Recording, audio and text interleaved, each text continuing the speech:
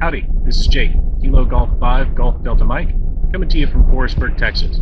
You're watching Ham Radio 2.0. You can catch all of Jason's videos on his YouTube channel, Ham Radio 2.0, or live from the hamshack.tv. Feel free to share, comment, like any of the videos that you see on his page. Thank you.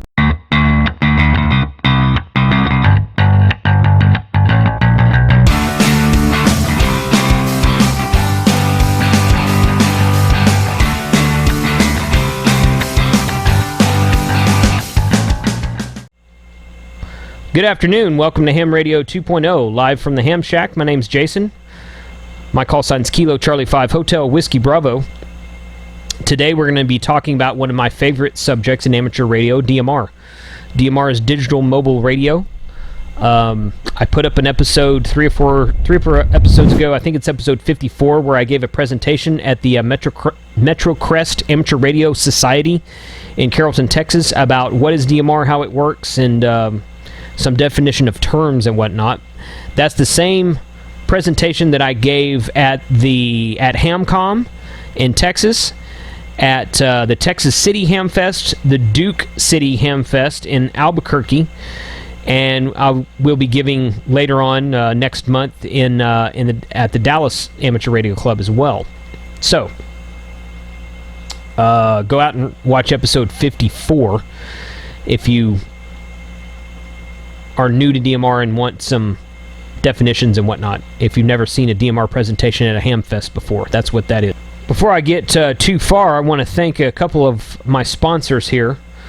I've been picking up some sponsors lately. You've probably seen some commercials at the beginning or in the middle of the last few episodes. And I'd like to especially thank Bridgecom Systems, Tim out there at Bridgecom Systems, and also Dan Romanchek, KB6NU, both for sponsoring me. And also Baofeng Tech USA. I'd like to thank those guys also for sponsoring me. Going to be doing a lot more sponsorships coming up on Ham Radio 2.0. And I'm getting a lot more subscribers and a lot more time watched, I guess it's called. My statistics on YouTube, you know, they show you time watched by minutes, how many subscribers you have, what your top rated videos are, and that kind of thing, and those numbers go up percentage wise. They go up a little bit each week. I still getting between 50 and 60 new subscribers each week. So, and I'll lose anywhere from 2 to 8 subscribers a week. So I'm really getting about 60 new subscribers a week and losing 5 to maybe 10 at the most. You know, usually 4, 5, or 6, something like that. So I guess people don't like what I'm saying, or maybe they're just not interested in amateur radio, or I'm posting too much. Who knows? I don't know. But anyway, I do thank those of you who have supported me. I do thank those of you who have sponsored me. And if you are interested in sponsoring this show and having your product promoted on this show, contact me at I'll just give you this questions at livefromthehamshack.tv. I've also got my call sign, KC5HWB, at livefromthehamshack.tv, so you can contact me in one of those. Questions at livefromthehamshack.tv. That's another thing I'm going to lead into. Anything you hear me say on this show that you have questions about, or anything that you think, oh, hey, I wonder about this, or you mentioned something about this, but you didn't elaborate, I have a question, send your questions to me. Questions at livefromthehamshack.tv. Send me your questions, and I will answer them on the air. So I will read your first name and your call sign, and I will say, this question is from AC5AC in Dallas, and the question is this, and then I'll read it, and I'll answer it as best I can. I'm not going to have the answers to everything, but I'll get your question before I record it, and if I don't know the answer to it, I'll look it up. And I'll say, this is what I found. So, questions at livefromthehamshack.tv. Let's take a look real quick at this this sponsor commercial for Ham Radio 2.0. Hey guys, this is Jason at Ham Radio 2.0. I want to take a few seconds here and tell you about a friend of mine, Dan, KB6NU, Kilo Bravo 6 November uniform, who runs a blog over at kb6nu.com, featuring his no-nonsense study guides for all 3 levels of amateur radio license, technician, general, and extra, plus several books on CW operation and just an all-around what to do with your amateur radio license. If you're looking to get into amateur radio for the first time, or if you're looking for general information, training for Morse code, or upgrading your license, head over to kb6nu.com and check out Dan's material over there that he writes himself. You won't be disappointed in it, and I guarantee you'll get some really good use out of it. Think kb6nu.com. How to write a DMR code plug. Okay, so I do a lot in DMR. I run a statewide net on the Texas statewide talk group on Wednesday nights at 7:30 p.m. If you have access to the DMR Mark network and the Texas statewide talk group, please feel free to join my net at 7:30 p.m. every Wednesday. I do have some backup net controls some weeks because sometimes I'm traveling, sometimes I'm just not available. So I don't run it every week, but I run it majority of the weeks. When I was driving, I drove by myself. At the time of the recording of this video, I drove by myself from Grapevine, Texas to Albuquerque, New Mexico. It was about a 10 to 11 hour trip, pulling a trailer, for the Duke City Ham Fest in August of 2016. I just got back a few days ago, so I'm kind of dating this video now.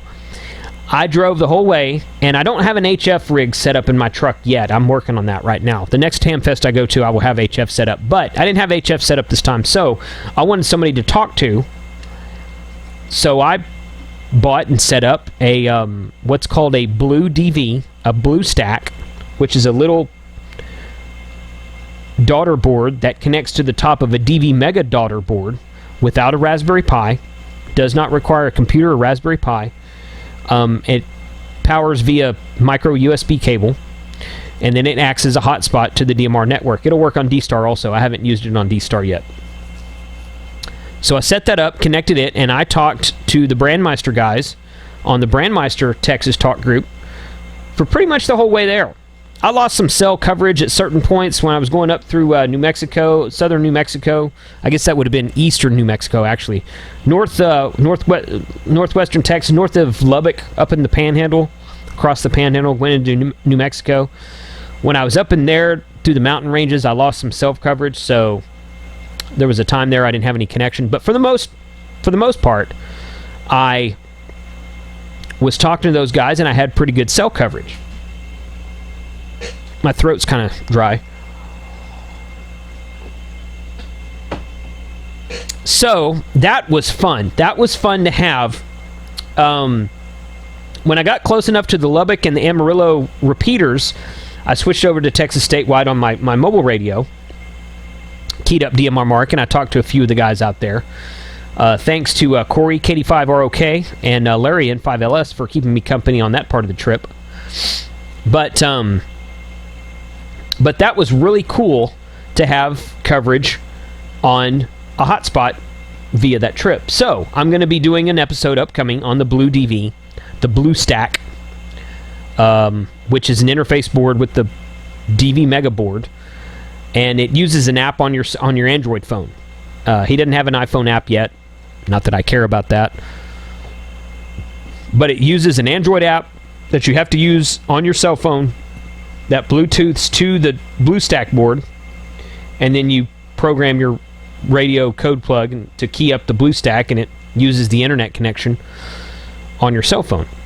Pretty cool. So you'll see an episode on that upcoming. Anyway, I've been doing DMR for a while, and one thing that I've heard multiple people say is that there's not a good instructional website out there to say this is what you need to write a code plug for DMR.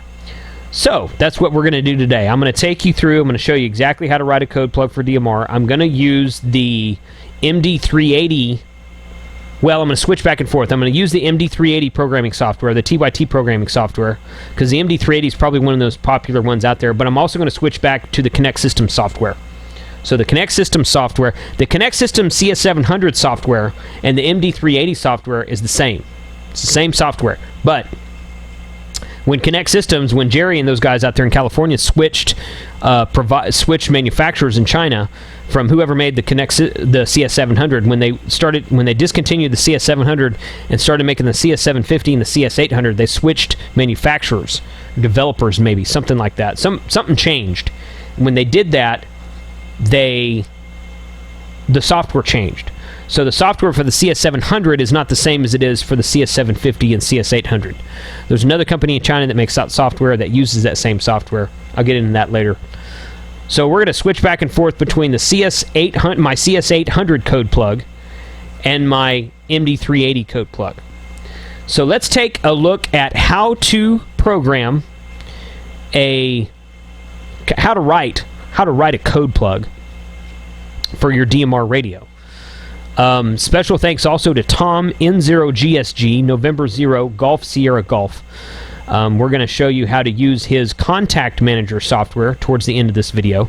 Very, very, very handy tool if you want to load contacts into your code plug on your radio without having to do it by hand. At the time of this video, there's about 750 contacts, DMR subscriber IDs in the state of Texas. We probably got more than most of you do. I think Oklahoma's about half that. I think Arkansas is only like 200 or 300. So we've got more than most states because we're a bigger state. But eventually, as more and more people get into DMR, you're going to reach that 1,000 limit. Most radios have a 1,000 limit. Connect Systems is an exception to that. The Connect Systems will hold 65,000 contacts. Okay. So we're going to look at that, but the N0GSG software won't work with the Connect Systems code plug or the Connect Systems programming software because of the change that I just mentioned earlier. So it will work with the old CS700 software. It'll work with the Titera MD380 390 software. It'll work with the Zastone DP880 software, and it will work with the Puxing PX820 software. I think that Tom's working on a version that will work with Connect Systems, but I could be wrong about that. I may email him about that. But I've emailed Tom a few times. I've used his software. I donated to him. If you go out and Google his software, N0GSG Contact Manager, you can download it for free. He asks for a $1 donation. I gave him $1. It was $1. I mean, come on. But it's basically free software. You can download it for free. You don't have to pay $1 to download it. But it works phenomenally well. And it has had 4 or 5 version updates since I downloaded it the very first time. So, he's very responsive to emails. Very nice guy. And I appreciate his work he has put into this software. So, we're going to look at all that. And we're going to start from scratch, build a code plug, show you what the features are, do some definition of terms, and then show you how to import contacts. So 73, and let's take a look at how to write a code plug for DMR and amateur radio. This is the TYT MD390 software.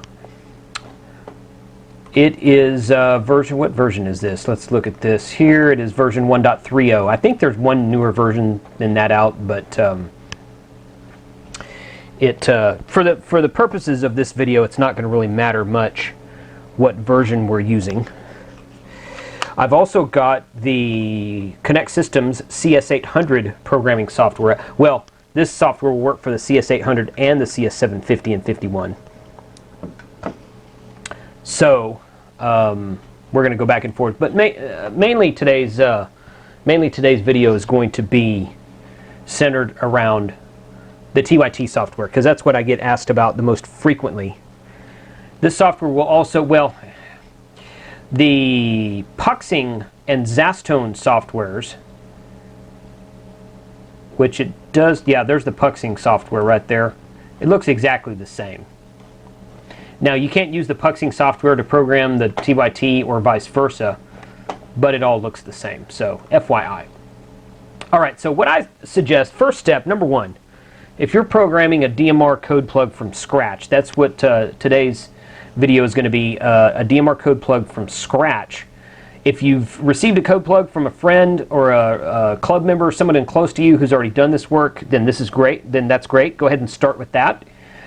This video, you'll be able to apply the steps in this video to add more channels, contacts, etc., etc. So what I suggest doing, the first thing you should do is start with reading your radio. If you have an existing code plug from a friend, then go ahead and just open up that code plug. Go to File, Open here. Go find where that code plug is on your computer, wherever it might be, and open that up in here. But today we're going to start from scratch. We're going to read this radio. I've got an MD380 plugged in to the software here. And again, the MD380 and 390 use the same software, same programming, same code plug, same everything. Okay, then it populates these versions right here, and it puts your channels and scan list in here.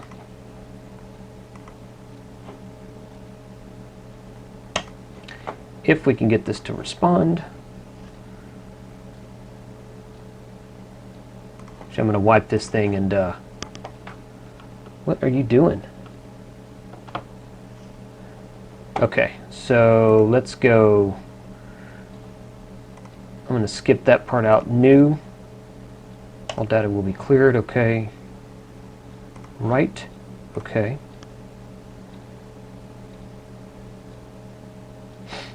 Clear out all that stuff because all those N0GSG contacts were in there also.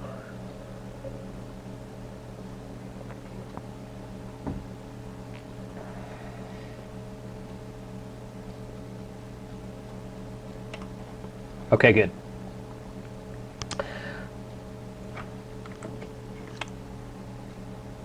The first thing I would do is go ahead and program or read the radio that you have. I have a MD380 plugged into my laptop here that you don't see. It's off screen. Okay, and you'll notice everything, there's one channel, one scan list. This is just saying file new. This is just a brand new flat code plug right here. So what we're going to do is read the radio, and it's going to bring in anything that might be in the radio. Okay, so there was nothing in there, but you'll see this hardware version and CPS version and all that kind of good stuff populated after you read it. Unique ID is unique to the radio, that kind of thing. So I actually already read it off the air before our recording, but you get to see the general idea. So the first thing you want is you want a DMR subscriber ID. If you do not have a subscriber ID, then what you can do is go out to the DMR Mark website, and we're connected to a TeamViewer session here, so it's taking a little bit longer than normal to connect. Let's see, open up this one, and DMR-marc.net, and click on Contact Us here.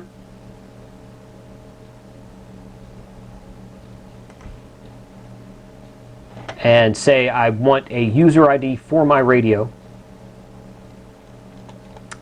And then scroll down to the bottom. You can read this information here. This is good information. Some settings for your radio. User registration. And it's going to ask for your call sign. Now I'm going to enter my call sign. And it's going to populate the fields here. My name, nickname, city, email address, etc., in the CAPTCHA code. Now, if I wanted to register a new ID, that's where I would do it. But I already have two IDs. So what you can do, if you don't remember if you have an ID or you don't remember what your ID is, go to Database at the top here, click on User Database, and search for your call sign. And you're going to see my two DMR IDs right there. Now, I'm just going to make up a call sign, and I'm going to say K5AAA. So, 0 results. So if you don't know if you have a subscriber ID, if you can't remember, go search for your call sign. If you can't find it here, go to Contact Us and follow the prompts and then get that 7-digit subscriber ID. So we will put that subscriber ID right here in the radio ID field. 141. Your radio name is whatever in the world you want to call it. It's up to you. And then your intro screen, when you first turn the radio on, it's got that welcome screen by default. You can change that to say something that you want to say. It doesn't matter. You can put anything in here you want, or you can leave it at the default screen. Just like that. Rest of these in here, radio program password is going to be an 8-digit number. It usually comes up as all 9s. 1, 2, 3, 4, 5, 6, 7, 8. It's 8 digits in a row. If you try to take it out, it will not work. Password is less than 8 digits. Sometimes it'll come up as 9s, sometimes it'll come up as 0s. So you can change other options in here if you want. We're not going to mess with that for today's demonstration. And then your button definitions here. What I usually do for button definitions is I'll usually go in here and I'll say high-low power on 1, and maybe scan on the other. And then I can do a repeater talk around as a long press, and say zone select as another long press, something like that. But you can set these to whatever you want to. It's your personal preference. So let's get into really what you need, and that's your talk groups. So your digital contacts here over on the left is your talk groups. You've got 3 types of call types right here: group call, private call, and all call. All call, there's a way, I've never really messed with all call on amateur radio. There's a way you can hit all call and it'll key up multiple talk groups at the same time. I've never played with that, so I'm not going to go through that on today's demonstration. So your group call is basically your talk groups. So worldwide is talk group number 1. Metro or local is talk group number 2, and you can change these numbers here. I'm just going in order. North America is talk group number 3. And this is for DMR Mark, but I think the same holds true with Brandmeister on some of these. 4, 5, 6, and 7 aren't really used.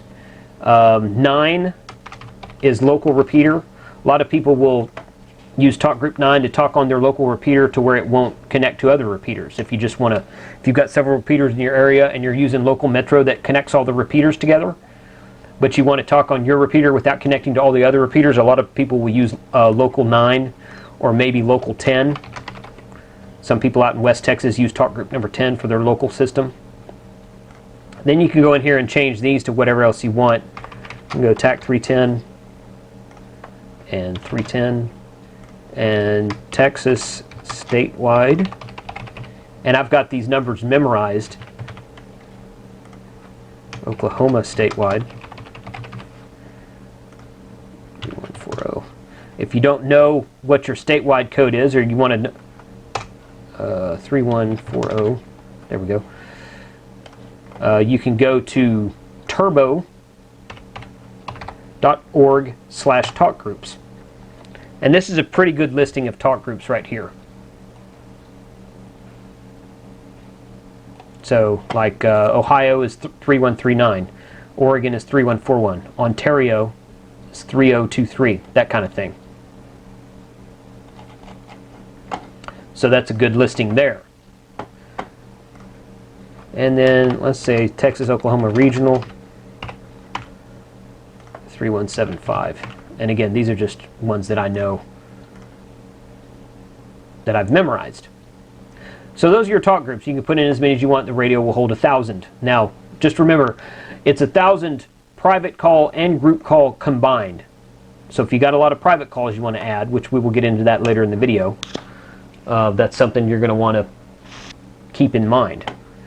So your zone is basically just your group of channels. I usually separate my zones by repeater on my HT.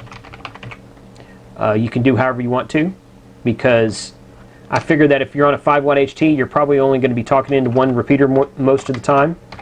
And then if you change locations and move to it closer to another repeater, you just change zones. Your RX group list. RX group lists I've talked before about in my demonstration videos. A group list, or a receive group, or an RX group, will monitor all the talk groups on a certain time slot. So you have to know which talk groups are on time slot 1 or time slot 2 on your repeater.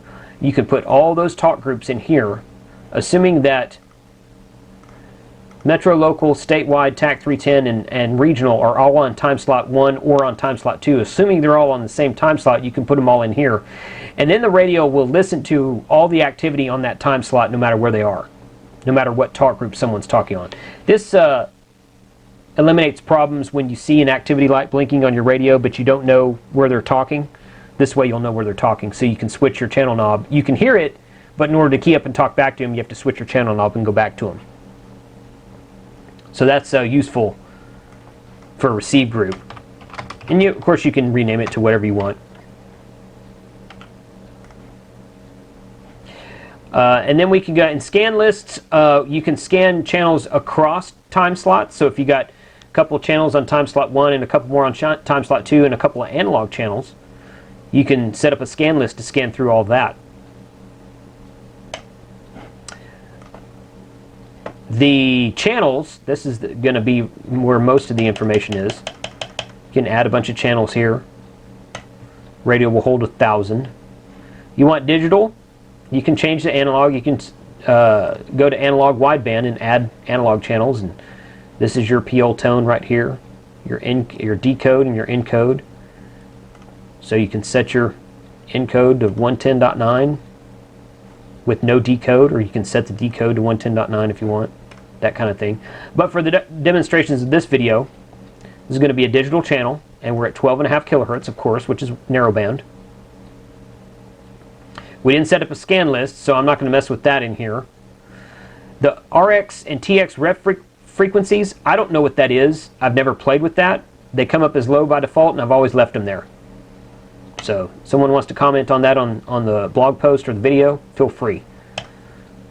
TOT is your timeout timer. That's how long you can have the radio keyed down until it times itself out. That way, if you have your HT on your hip, or you set it on the seat in the car and you set something down on top of it and it keys up, it'll only stay keyed up for this amount of time, 165 seconds, and then it'll unkey itself.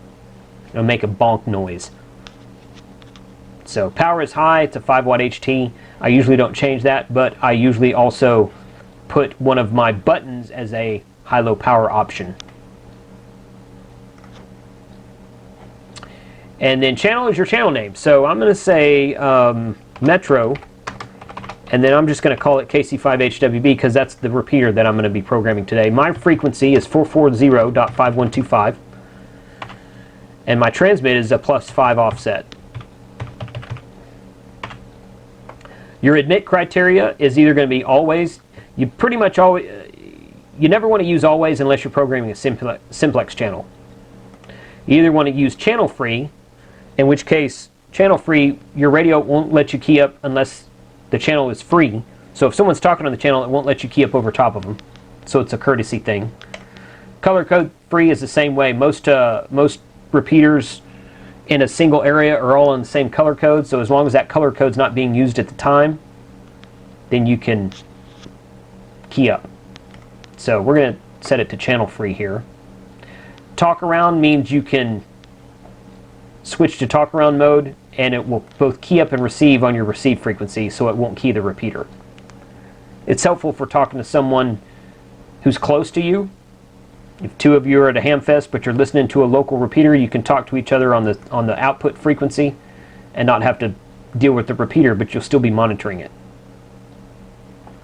So your contact name over here is your talk group that we set up a little bit ago over here in the digital contacts section.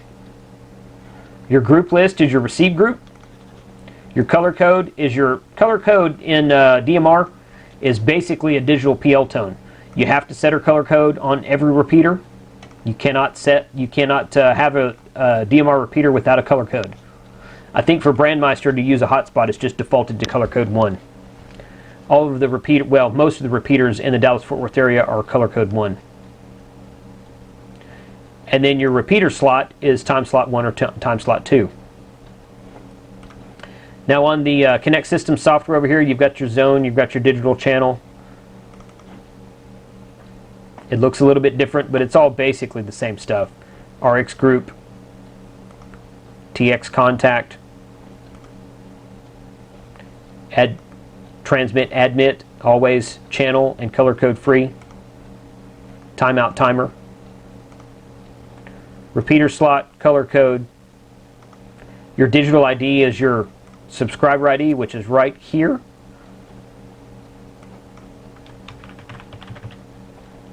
Just like that, and go back to channel 1.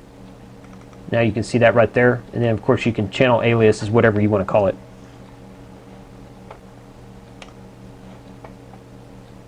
So once we have all that set up, we're going to set it on time slot 2 because that's where Metro is on my repeater. Now all this information here is correct. So the easiest way is just to go copy the channel and then go paste it on top of another channel.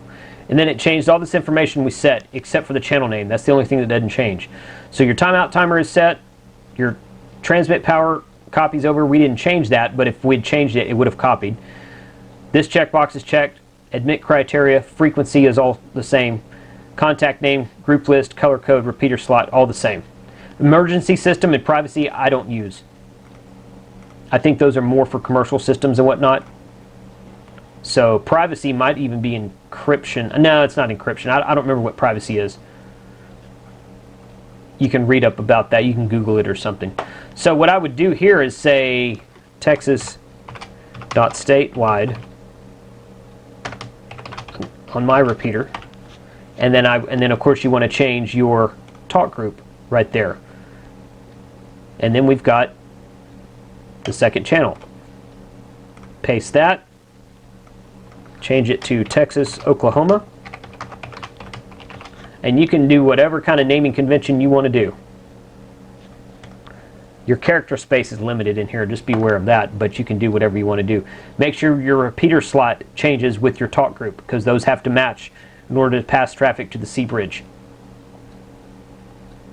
Or to the hotspot. If you're using a DMR hotspot like a Blue DV or a DV4 Mini, you're going to want repeater slot 2 most of the time.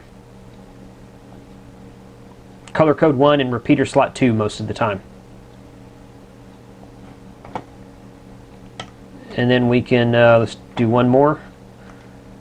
TAC 310. And just like that. Change that here. And then it's still on time slot 2, but just go ahead and leave it there. I don't want to listen to that one though. It's on a PTT anyway. So once you have all your channels in here, go back to your zone information. I'm going to change this from Dallas to my repeater name, and I'm going to put my channels in there. And now I have 4 channels in this zone for my radio. And I can add new zones, of course. Just like that, it adds them to the zone list down here. You can have up to 16 channels per zone, and if I want the same channel in more than one zone, I can do that as well. Just like that. So once you've got, so the important things to remember is make sure your channel is set up correctly with the transmit and receive frequencies, your contact name, which is your talk group, your color code, and your repeater slot. Those 5 items, 1, 2, 3, 4, and 5. You can transmit and hold a QSO with those 5 items on your channel. But don't forget, you got to have to go back up into the zone. If you don't put anything in a zone, you're going to turn your radio on and it's just going to say channel 1 by default, and you're not going to be able to get to the channel. So you have to put the channel in a zone. So program your channels, put this in first, your radio ID, and then go set up your talk groups and then go set up your channels, and then go set up your zones, and then you're done. And you can keep going with that. So what I do is I save these. There's one I did earlier. I was testing. You see that one's test 20160918. That's 2016 September 18th. That's 2 days ago. I'm going to save this one as 2016-09-20. That's today's date. So what happens here's how why I like to do it that way, okay? So I'm going to save all this, I'm going to shoot it in my radio, I'm going to use it for a while, assuming everything's correct. Well, tomorrow or next week or next month, when I want to add more channels or another repeater, I'm going to go back and add more channels, another repeater, and I'm going to save that again as a future date. If I screw something up really badly, I can always go back and open the previous date's information and shoot that back into the radio and at least get back to where I was. You'll have to do all the newest work over again, but you don't have to start from scratch again. So so every time I make a change, I save under a different date. If I'm making a bunch of changes today, I'll save them all under today's date. But I have a code plug from a couple days ago, so that's not a big deal. As long as you've got a backup, that's the important thing. So now that this is saved, we're going to close that. That's the Connect System software. We're going to go over here to the, let's see. Nope, I think it's right. Yeah, there we go. Contact Manager. N0GSG Contact Manager. Now, what you can do, and I'll put this link in the blog post also. N0GSG Contact Manager. Just Google it. And you can go here and download it for free. New version was released 4 days prior to the recording of this video. I suggest if you get use out of this software, you make a donation. This donation is not necessary to download the software. The software is free. Back when I downloaded it the first time, the only option was a $1 donation. He's increased that since then. He's put a lot of time into this software. So choose to or choose not to, it's your choice. But you just click here and download the software. Open it up on your computer. It doesn't even install, it's just an executable file. So I'm going to go find that test file I just made. And I'm going to open that up. And even in this software, I can go ahead and add channels. I can import and export to CSV. I can import from another code plug. If your buddy sends you a code plug with a bunch of channels in another area and you want to put them into your code plug, you can import from a code plug here as well. You can add zones, change up zones, scan lists, receive groups, radio programming. That's the next step. It's not available in 1.32, which is the version we're using. Here's the coolest thing. Here was the first thing this software did, and really the only thing that I use it for. I have used it to add, to import from another code plug. I've used it a couple times for that. That works pretty good. But here's the coolest thing about it, in my opinion. You've got 9 contacts in here, and all of these are group calls. So I'm going to go click on this button right here, Import Contacts from DMR Mark Database, and I'm going to search for Texas. And with the exception of this first dude here, whose name is Texas, 3148001, and we have 842 contacts in the state of Texas. So I just highlight all of those, or at least all the ones I want. You don't have to do all of them. You can go through and cherry pick them if you want to. Most states don't have this many. Texas has a lot. Most states don't have that many. Click on Add Selected Records and it'll tell you 842 contacts added working code plug. Click OK. Done searching. And you'll see all these contacts in here now.